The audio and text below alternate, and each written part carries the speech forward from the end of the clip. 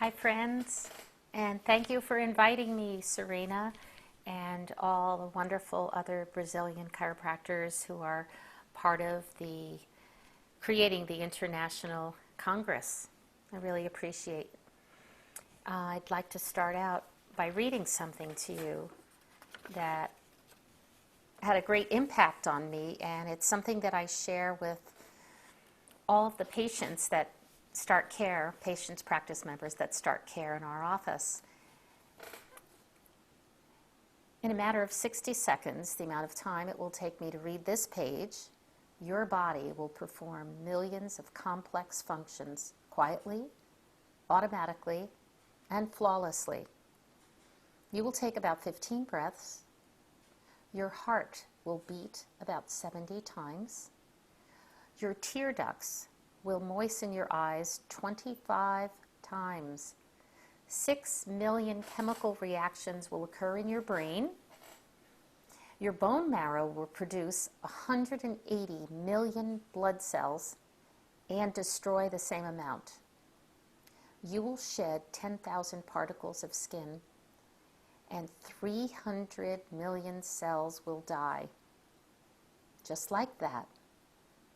Over and over again throughout your lifetime and my lifetime, our bodies will work countless mini miracles to keep us breathing, moving, thinking, and living. That was so profound when I read that, and how it ties into our philosophy as chiropractors. So we have our major premise that there is a universal intelligence in all things, in all matter, that gives to it all of its properties, all of its actions, and keeps it in existence. And that a subset, just like the ocean may be like the universal intelligence, and we scoop up a cup of it, in that cup is innate intelligence. It is that part of universal intelligence that is within every living thing on this planet, that allows that living thing to be in existence.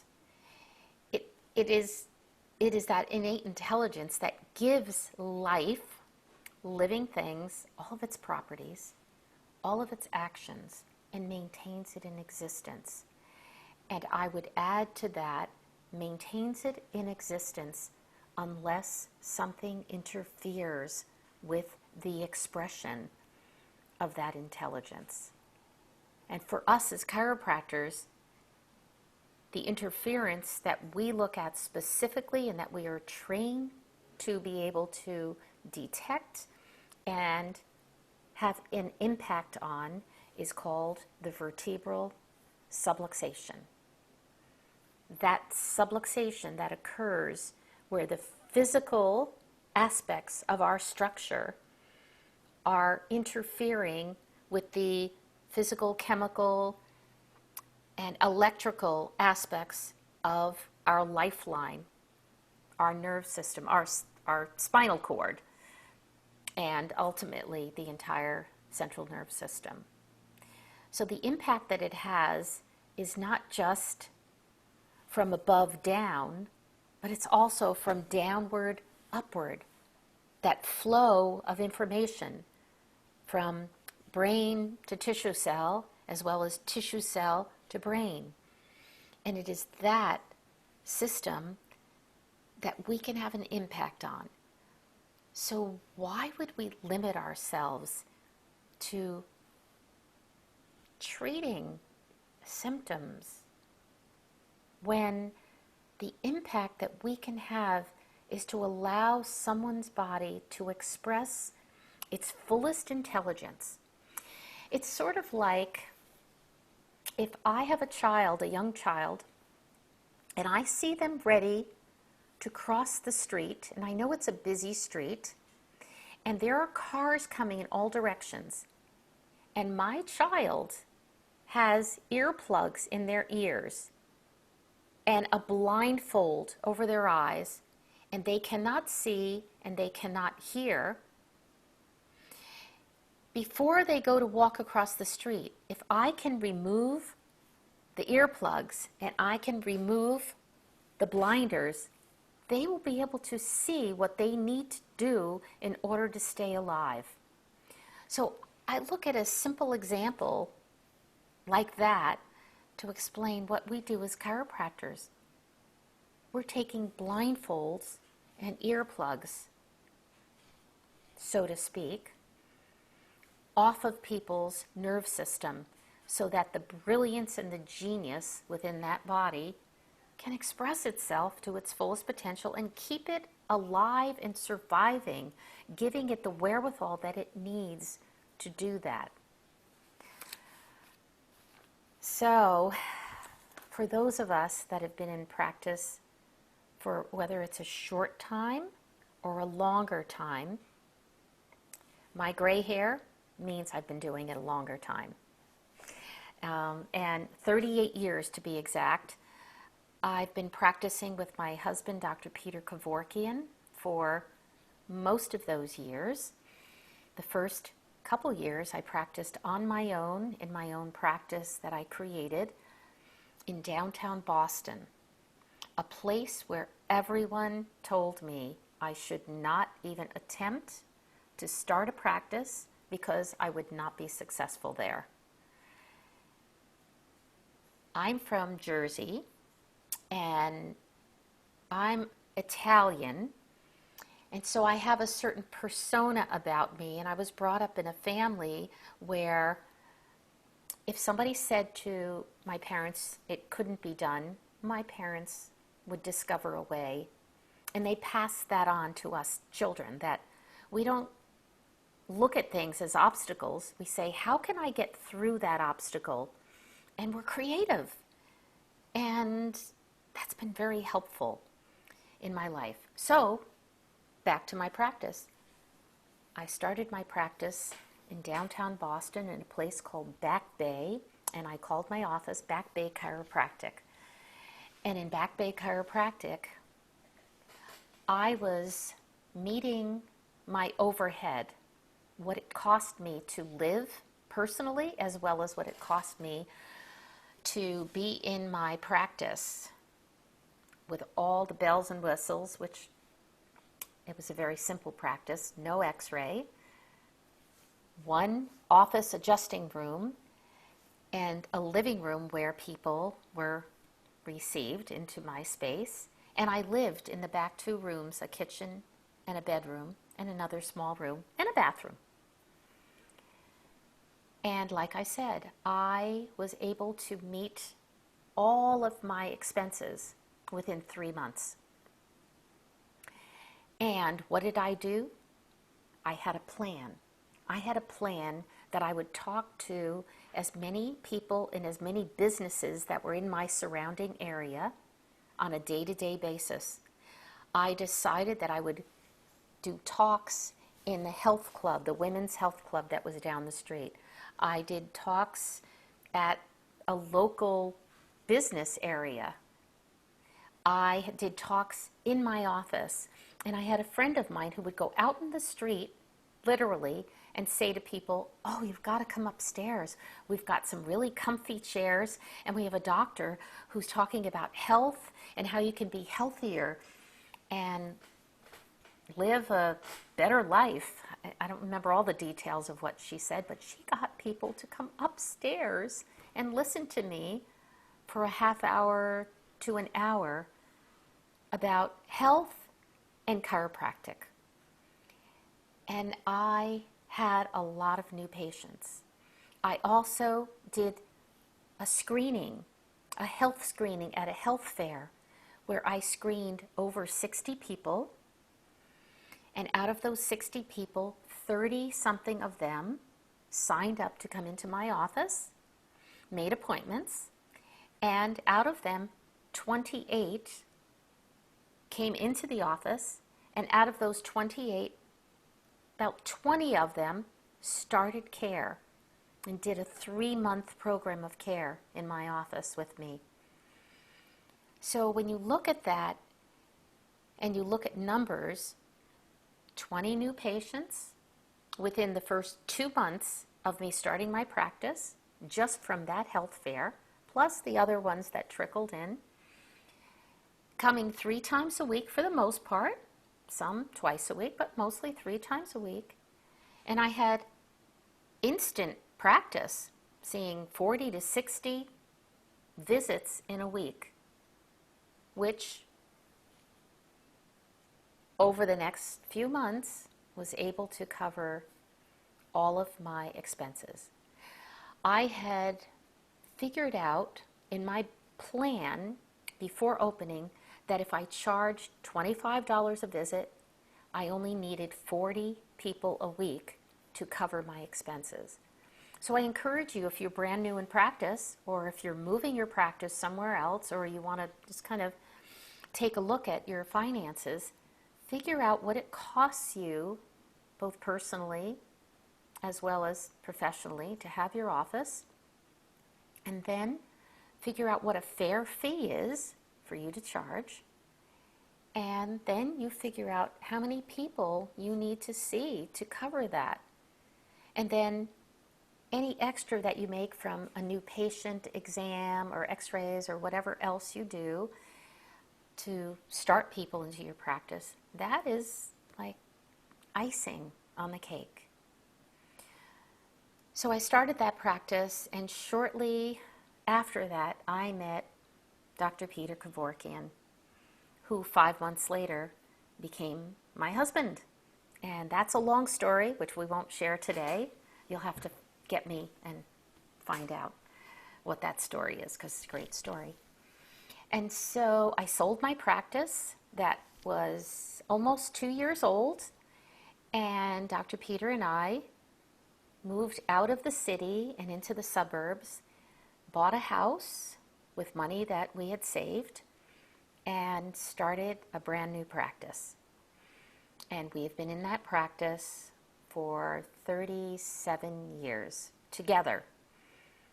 Home office, practicing 24/7 together, having 2 children who are now 31 and 33, and creating a beautiful life and a beautiful practice. So I'm giving you the place where we are at right now. After all those years, we look at our practice and we look at the success that we've had, and I can tell you it didn't come without some very intense challenges. It didn't come without a lot of hard work, long hours, doing things that we now pay people to do for us, doing all of those things early on ourselves, folding up, pamphlets and things and putting them in envelopes and licking the envelopes and putting the stamps on and carrying them to the post office. That is how we used to market before we've evolved to where we are today, which is social media marketing, which some of you youngins don't even know about, how we would put things in an envelope and snail mail it to people. That's what we did. But now you're doing things that work in this time, in this day, and we certainly have upgraded to all of that too. You have to look at the times and see what works now that we had no access to back then. Anyway, long story to talk about how life requires us to do things that will get us to places where we want to get things. And it's an evolution. And so how do you get there? It takes planning. And again, I'll say it takes hard work. You have to put in the time. You have to put in the energy. But for us, the results have been amazing. So if I could give you one statistic, and I know Dr. Peter's going to be speaking at this Congress also, and he'll share some of this information with you, I'll share one little tidbit to tell you that out of the close to 900 or 1,000 different individuals that come through our office on a, let's say, on a monthly basis, 200 of them have been under care in our office for over 20 years at a frequency of getting their spine checked at least once a week. That's 200 individual people walk through our door every week and have been doing that for over 20 years. We call them our platinum members. To create that, it takes education of people when they walk through your door. It takes starting that education with how you are marketing to them to get them through the door. We never wanted to market to people back pain, neck pain, all of those symptoms, headaches, because we felt like when they walk through the door and we say, oh, we don't really do headaches and back pain, and I mean, it's a challenge to be able to take a sick and suffering world and people that are healthy also, who consider themselves healthy, and have them walk through your door. How do you do that? First visit, they come through your door and you start the education process. And you take those people that have walked through your door, who you have educated a certain way on the first visit, and we'll talk about how I do that.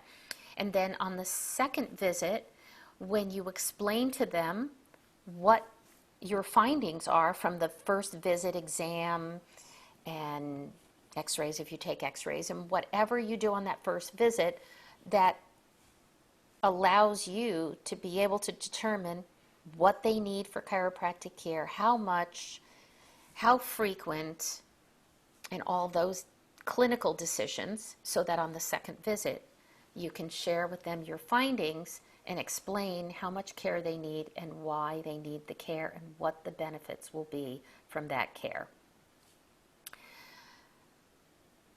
You take the education that you've given people on those first two visits, and then the ongoing education you give them at each visit at the adjusting table. Not so much that you are shoving subluxation, subluxation, subluxation down their throat. What you are doing is you are answering their questions and responding to their comments in a way that is philosophically congruent. For example,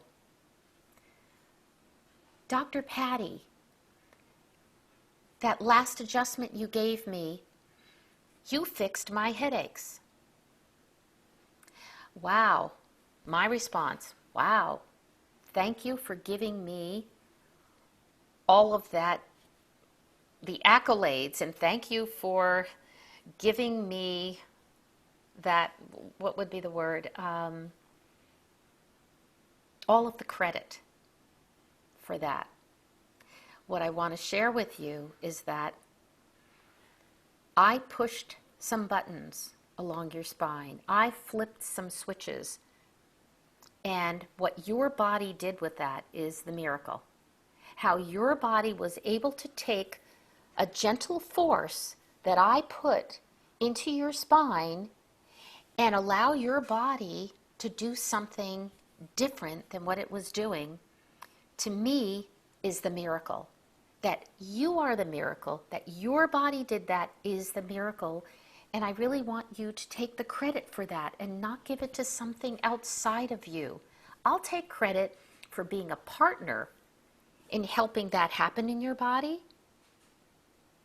And this may sound to some of you like, oh, I can't say that to my patients, but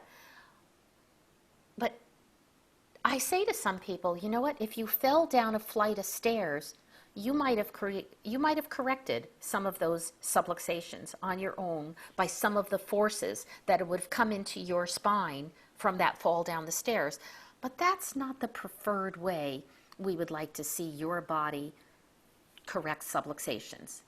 We like to do it very specifically and very gently, with a calculated, based on how we have been trained to be able to introduce forces into your body. So a fall down a flight of stairs, a haphazard, maybe divine adjustment, yet a chiropractic adjustment, much more focused and much less trauma to the body, that your body will accept, and that innate intelligence of your body will use those forces to do what it needs to do to help your body to be able to thrive. Because isn't that what the innate intelligence does? It takes any force that comes into that body and it uses it for your survival. Any adjustment that we make, I don't have to explain to a person, oh, that adjustment I just made took your innate forces. The innate forces came in and your body, the innate intelligence of your body took those forces and it adapted them to your betterment.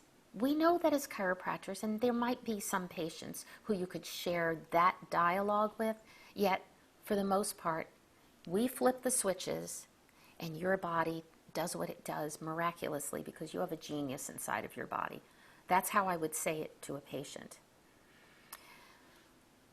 So when people come in and you educate them in those ways and you answer their questions or respond to their statements in a philosophically congruent way, giving the power back to them and to the wisdom and genius of their body, that to me is being philosophically congruent. To acknowledge that. And as chiropractors, that requires us to humble ourselves, or any doctor for that matter, to humble themselves.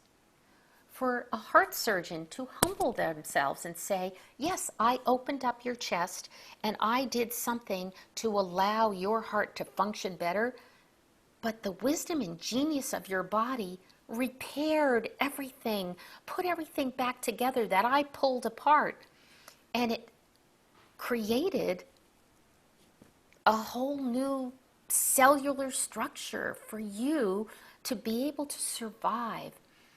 That innate intelligence in your body took all of that trauma and miraculously mended it all and put it all back together without the interference that was there that surgeon removed. So us as chiropractors, we remove interferences so the brilliance and genius can do what it does to its best ability, and then we step back. And if people have symptoms, we are not trying to make those symptoms go away. We then educate them to listen to the symptoms. Symptoms are information. Pain, it is the most divine of all of the symptoms we could have, of all of the sensations we could have. There's a book called, it's called Where is God When There is Pain? This book was written years ago, and it talks about how pain is the most divine of all the sensations, because without it, we would not know that there was a problem or an issue that we needed to do something from the outside to deal with it. And so think about that. If you take a drug and it blocks the pain, we've all heard the analogy to that. That is like taking a piece of tape and putting it over the red light in your car that tells you that you need to add oil to your engine. So as chiropractors, we educate our patients, we give them all these analogies so that they can understand better, and then our practice grows through referrals of these excited patients that come in and they notice all these wonderful changes in their body, and they know, as we've explained to them on the first 2 visits, that the earlier you start taking care of your spine and your structure, the better your body will grow and develop in your lifetime, the better your structural support and the protective covering over your spinal cord will grow in a way that will protect and not interfere. Because we all know, just like a tree that's grown crooked, you cannot change a tree that has grown crooked. Once it gets to a certain point, it's not a sapling anymore, unless you try to cut it and then piece it back together, which you will kill the tree if you try to do that. You will kill a person if you try to do that also. What do? We want to see them when they're saplings, to be able to take them and help their spine to mold in the most positive way possible. So, people come into your practice. Usually, the parents come in first. You educate them. They bring their children in.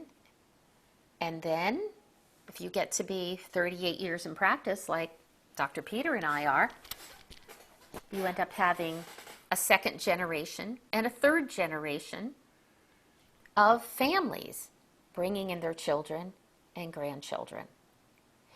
And they've referred in their friends, other family members, co-workers, and they've said to them, these chiropractors are different. These chiropractors take care of you the way they would take care of their family. You have to go see Dr. Peter and Dr. Patti. You get to know people. You get to connect with them because you are finding out about their life. Dr. Peter and I don't just talk subluxation in our practice. We are connecting with people. We are being examples to them as to what does it take to have a chiropractic lifestyle. Okay, so what does that mean, a chiropractic lifestyle? We use the same kind of umbrella philosophy that life doesn't need a lot of help. The innate intelligence, the universal intelligence, doesn't need a lot of help. It just needs things to not interfere with it. So, interference, subluxation, interference to the nerve system. But what about other aspects of our life? What about the foods we eat? Simply put, we explain to our people, our patient practice members, that if you put things into your mouth that are interfering with life in your body, do less of it or stop doing it altogether. If you are putting things into your mind and your psyche that are less than optimum and are causing you stress and duress, that are causing you to not be able to express your emotional health as best as possible, do less of it. Don't expose yourself to it. Turn off the TV, turn off the news. Those are a couple of ways. Don't listen to negative input. What about movement? Our bodies need movement to stay alive. The cells of our body are constantly vibrating at a certain frequency. Our body vibrates at a certain frequency. Our world vibrates at a certain frequency. It needs movement. Less movement, less life. You get closer to death. More movement, more life. More alive you are, right? So if you take these concepts and you're able to apply it to other aspects of people's lives where they can do something for themselves, then you're in partnership with them.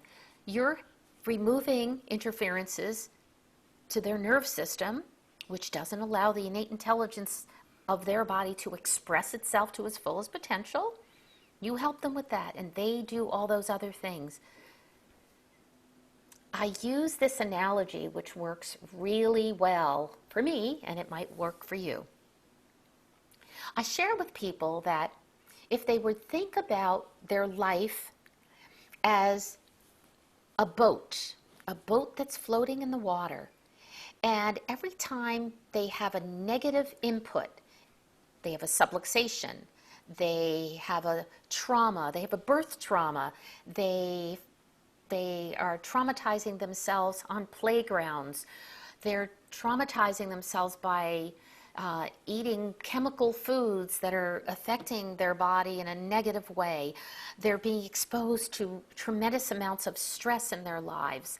And so this boat starts getting cracks in it with each one of those traumas, whether they be a chemical trauma, an emotional trauma, or a physical trauma. In chiropractic, we call it the three T's: thoughts, traumas, and toxins.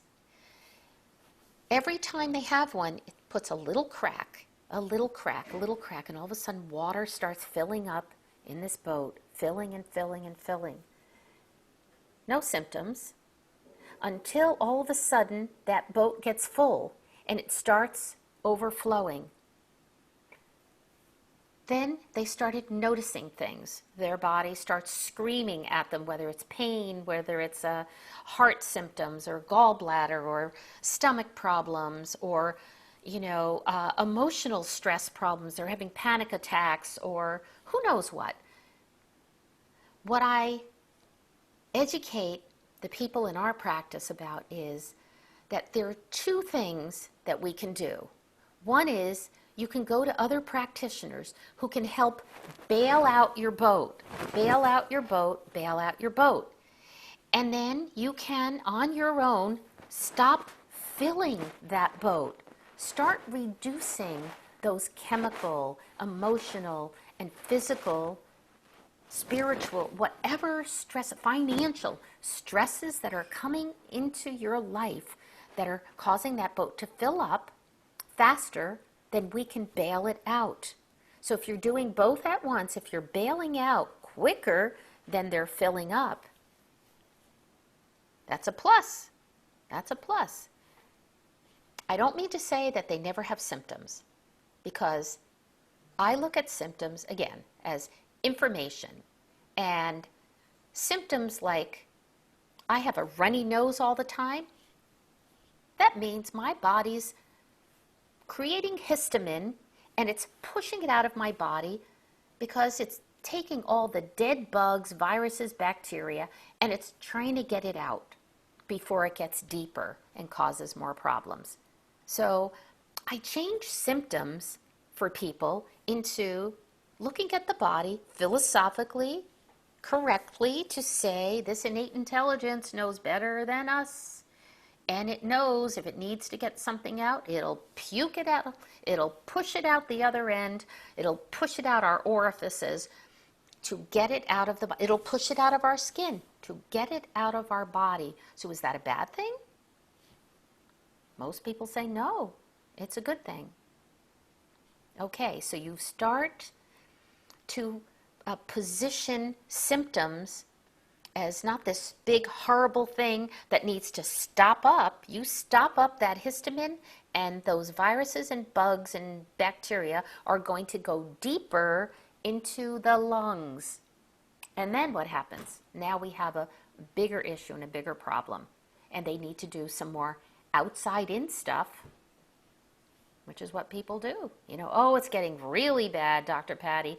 Now I need to go take drugs. I need to do this and do that. When we would like to see them let that process not get so bad so that they can see your body knows how to heal you.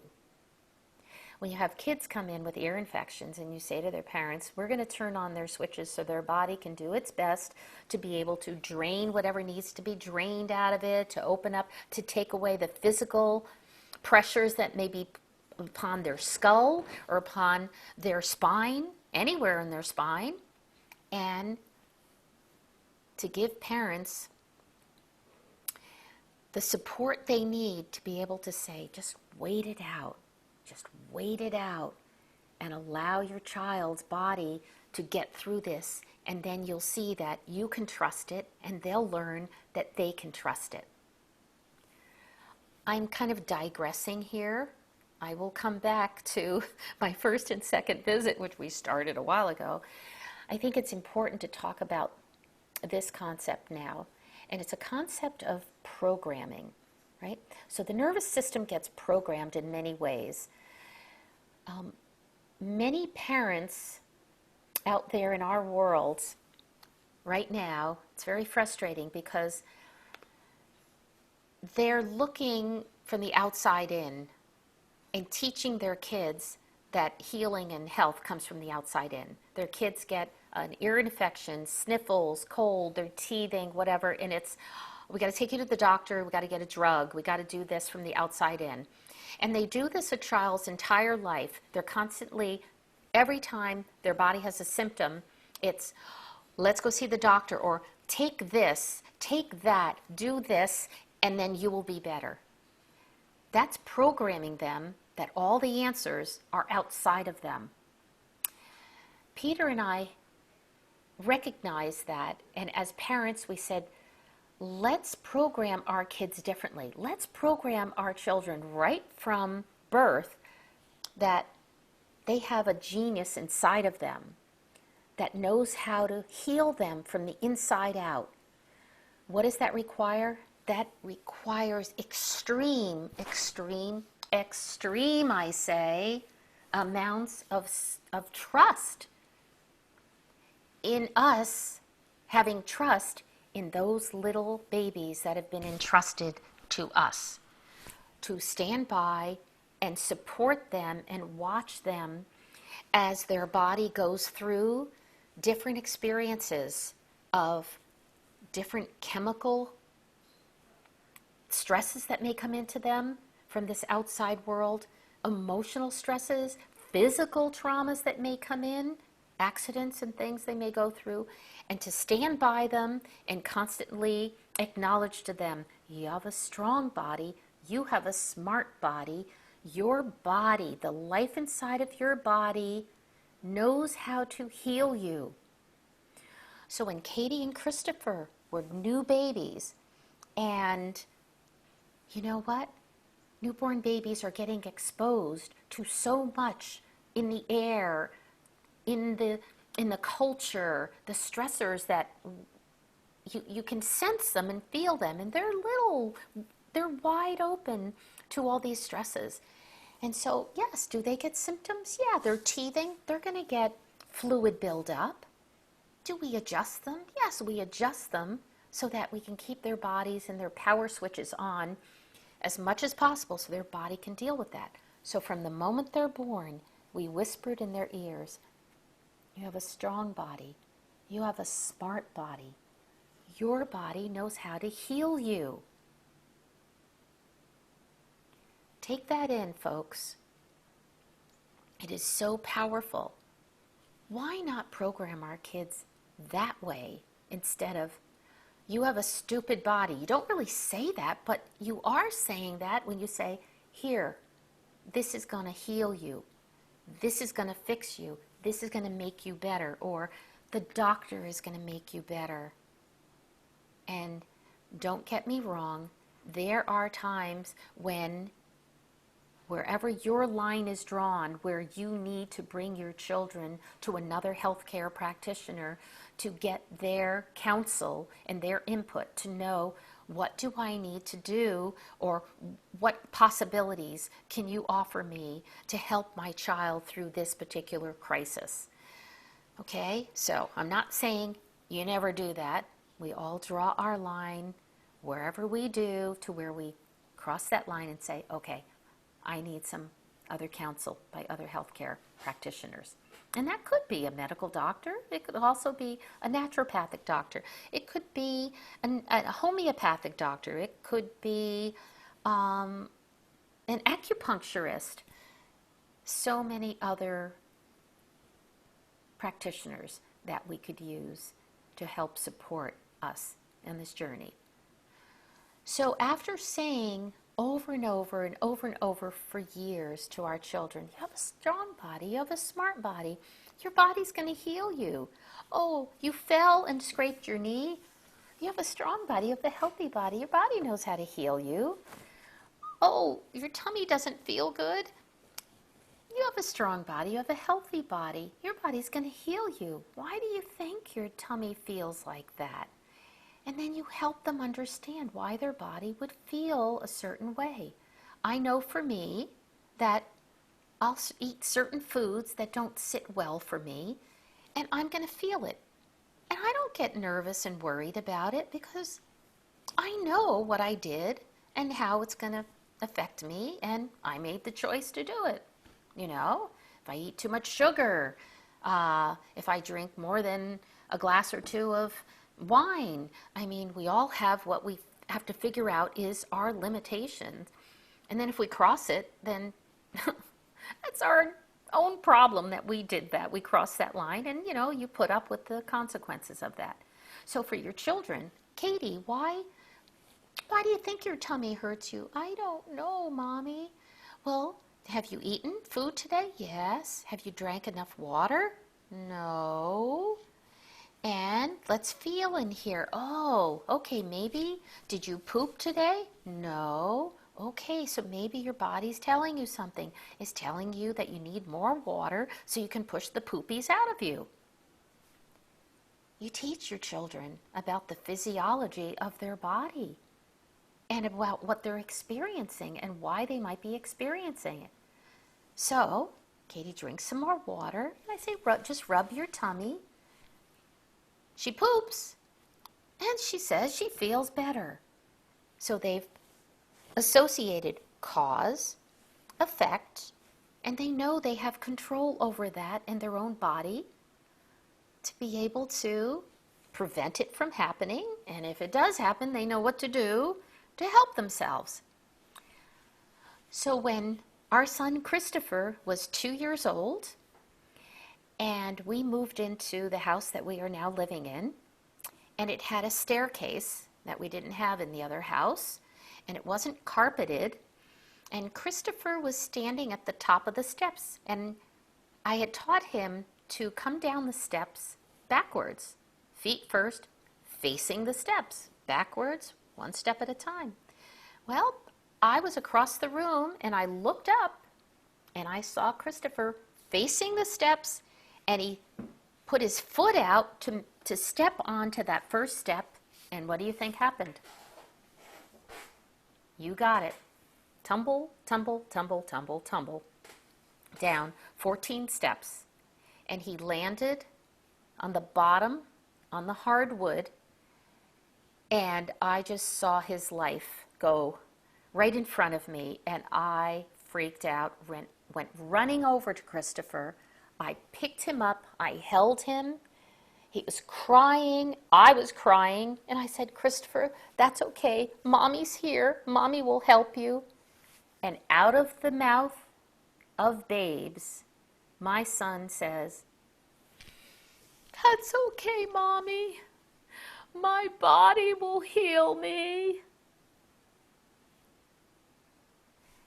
He had heard that how many times in his lifetime? He was only 2 years old. And to this day, I can ask him when he has a certain symptom, Christopher, what's going on? Do you need anything? It's okay, Mom. I got a little bit of a cold. My body will heal me. I'm fine. My body will heal me. Can you imagine if we taught that to the whole planet of newborn babies, even just in the first 2 to 5 years of their life, and train them? You got a smart body. You got a strong body. Your body knows how to heal you. Can you imagine the difference we would have? People would be respecting their body and trusting their body more, and less apt to have to go outside to cause healing to happen in their body. So I'm going to end this segment now and start up the next segment talking about what do we do on the first visit and the second visit to help reshape or reprogram people, to bail out of their brain all of the stuff that's been put in there that teaches them not to trust their body, and how we start this process of bailing out and inputting new information, new paradigms, new values and understanding about their body, more trust in their body, to get them to the point where they'll bring their children in and they will refer their family, friends, and co-workers. So, to be continued